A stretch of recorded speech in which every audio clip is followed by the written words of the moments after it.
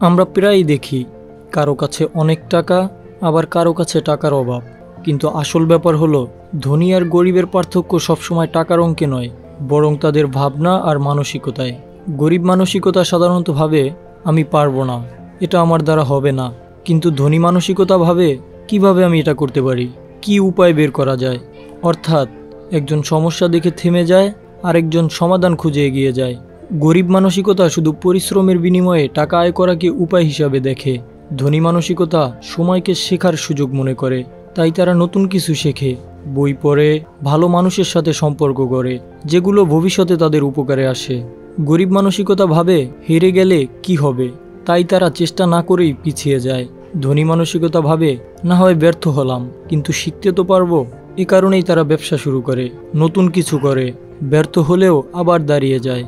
গরিব মানসিকতা টাকাকে শুধু খরচের জন্য দেখে, বেতন পেলেই নতুন কিছু কেনা বা ঋণ শোধ করা, সব ফোকাস থাকে খরচে। ধনী মানসিকতা টাকাকে বীজ মনে করে, আজকের টাকা দিয়ে এমন কিছু তৈরি করে যা ভবিষ্যতে আরও টাকা এনে দেয়। সুতরাং ধনী বা গরিব হওয়ার আসল পার্থক্য টাকা নয়, বরং চিন্তা ভাবনা। তুমি যদি শেখার মানসিকতা রাখো, সময়কে ঠিকভাবে ব্যবহার করো, আর ভয় না পেয়ে চেষ্টা করো, তাহলেই সফলতা আসবে। এখন প্রশ্ন হলো, তুমি কোন মানসিকতা বেছে নেবে?